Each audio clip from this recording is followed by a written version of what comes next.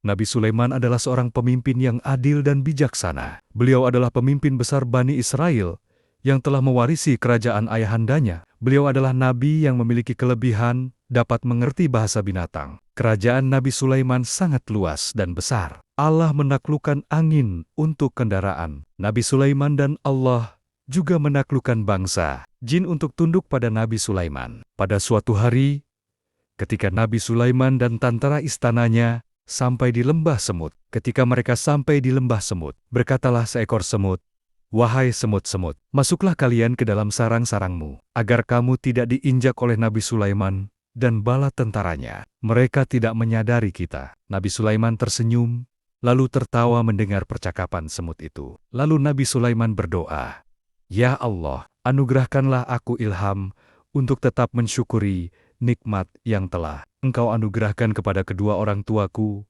dan agar aku mengerjakan kebajikan yang Engkau ridhoi." Allah memberikan kekuasaan yang teramat besar kepada Nabi Sulaiman. Kerajaan Nabi Sulaiman memanjang dari Baitul Maqdis sampai perbatasan Yaman. Sungguh, beliau menjadikan kerajaan untuk menyeru pada ajaran Islam. Pada suatu hari, ketika Nabi Sulaiman sedang bepergian bersama tentara dan burung hudhudnya, tiba-tiba di pertengahan jalan, Nabi Sulaiman memeriksa burung hudhud. Tidak ada. Nabi Sulaiman sempat ingin menghukum dan menyembelihnya. Akan tetapi, ketika hudhud datang, dan ia membawa berita yang sangat penting untuk Nabi Sulaiman, ia tidak jadi mendapatkan hukuman. Hudhud bercerita bahwa ia saat itu ada di Yaman, di sebuah negeri bernama Saba. Di negeri tersebut ada seorang ratu bernama Balqis. Ia dan penduduknya sedang menyembah matahari. Ratu Balqis amat kaya. Ia memiliki singgasana yang terbuat dari emas dan intan berlian. Nabi Sulaiman yang mendengar penjelasan hudhud itu sangat terkejut. Bagaimana mungkin di dunia ada manusia yang tidak menyembah Allah? Apalagi yang disembah adalah matahari yang tidak lain adalah ciptaan Allah. Untuk menguji kebenaran informasi, Nabi Sulaiman meminta hudhud untuk memberikan surat kepada Ratu Balqis. Isinya adalah seruan untuk menyembah Allah. Ketika surat tersebut sampai di tangan Ratu Balqis, ia heran.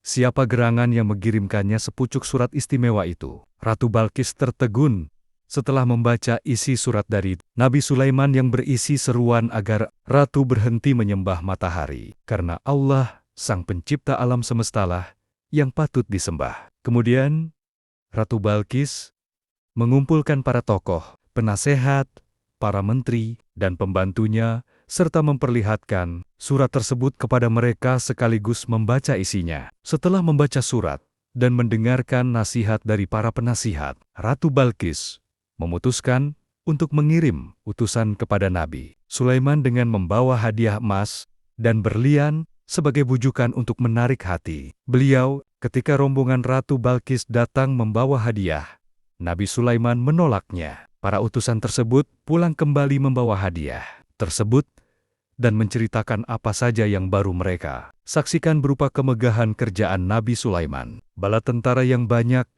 dan dahsyatnya kekuatan Nabi Sulaiman. Ratu Balqis tidak tersinggung dengan kemarahan Nabi Sulaiman. Keesokan harinya, Ratu Balqis datang kembali dengan pasukannya ke negeri Bani Israel. Akan tetapi hal itu sudah diketahui lebih dulu oleh Nabi Sulaiman. Nabi Sulaiman ingin memindahkan singgasana Ratu Balqis untuk menunjukkan kekuasaannya. Maka seorang saleh bernama Asif bin Barkaya menyanggupi untuk mendatangkan singgasana dengan sekedipan mata. Ketika Ratu Balqis tiba, Nabi Sulaiman menyambutnya dengan ramah.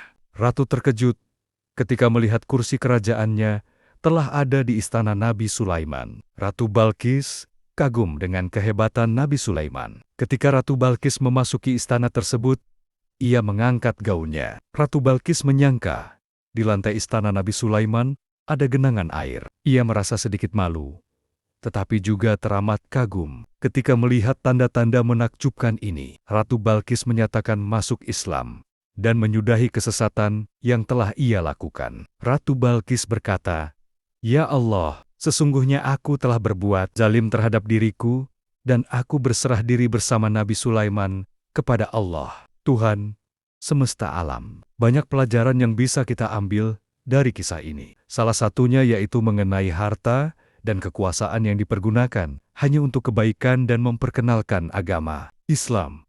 Harta tidak akan pernah abadi, tetapi manusia bisa abadi karena kebaikannya.